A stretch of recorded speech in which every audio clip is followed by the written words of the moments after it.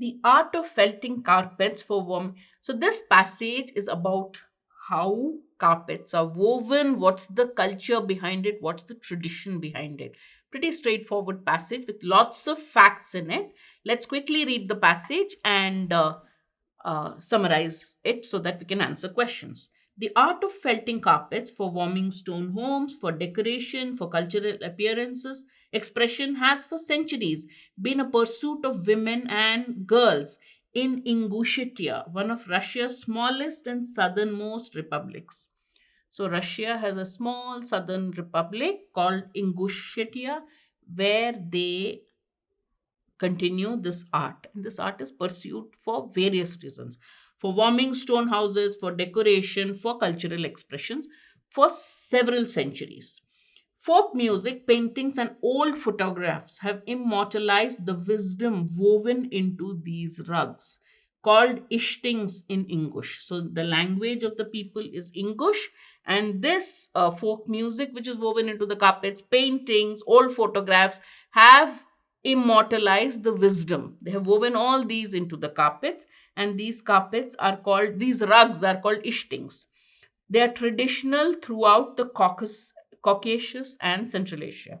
But in Ingushetia, the labor intensive craft has foundered in the decades since Soviet dictator Joseph Stalin came in collusion with the Nazis, ordered the deportation of nearly the entire predominantly Muslim populace along with the Chechens and other ethnic minorities of the Soviet Union during World War II. The labor intensive craft, foundered means struggled because Stalin had deported huge sections of the population during the Second World War.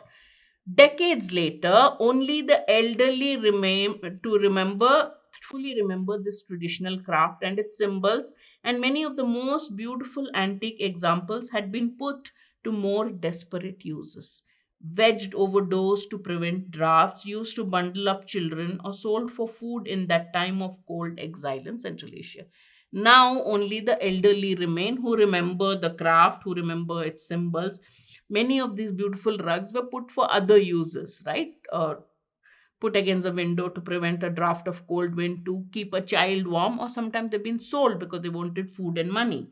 We had already lost so much, said ethnographer Tanzila of the English Scientific Research Institute of the Humanities in Magas, the capital. We had to hurry. So we've lost so much time in preserving this art, we had to hurry. What did she do? She and a small group of specialists from what is now Historical and Geographical Society of Durjuk Zurzuki, including historians, ethnographers, photographers, ecologists, restorers, guided by enthusiasts on Facebook and other contacts, began scouring their mountainous homeland beginning in 2012.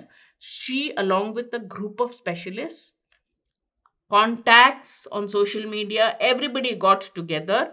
Scouring means searching the homelands, mountainous homelands in 2012. Began in 2012, this effort. They poured through national archives and family histories, traveled to collect and catalog ancient English ornaments or designs still visible on stone carvings, petroglyphs, gravestones, and ishting carpets.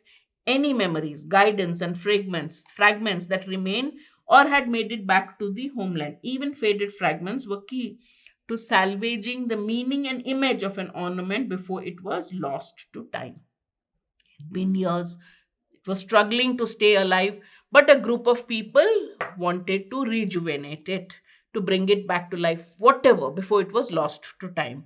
But what began as a historical investigation has helped to fuel a booming craft revival, but it resulted in a revival of the craft, a booming revival, including a new felting workshop, artisan associations in the capital that has already trained hundreds of girls and women.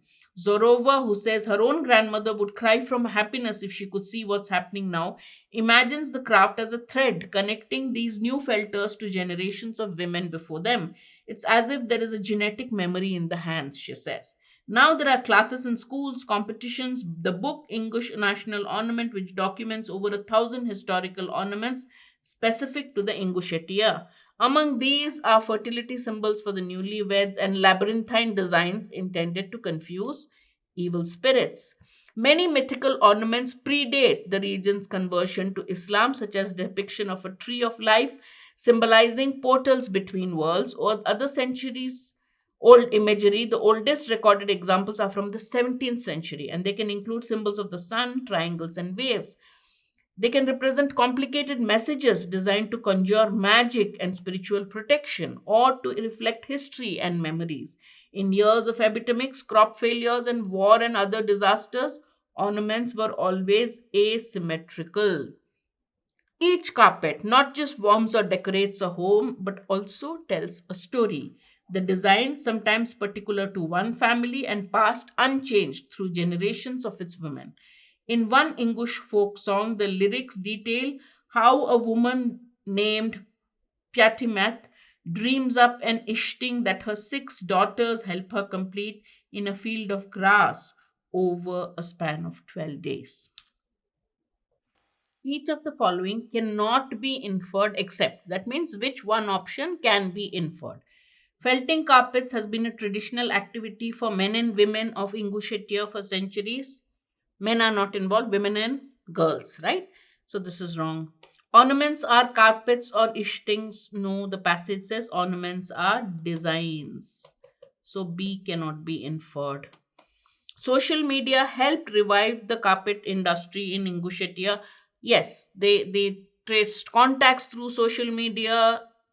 Somebody got together and made a group. So social media has been mentioned. So C can be inferred. The Soviet dictator Joseph Stalin destroyed the carpet felting industry. He deported people, and in that process, the industry suffered. So he did not destroy it. Therefore, the correct answer is C.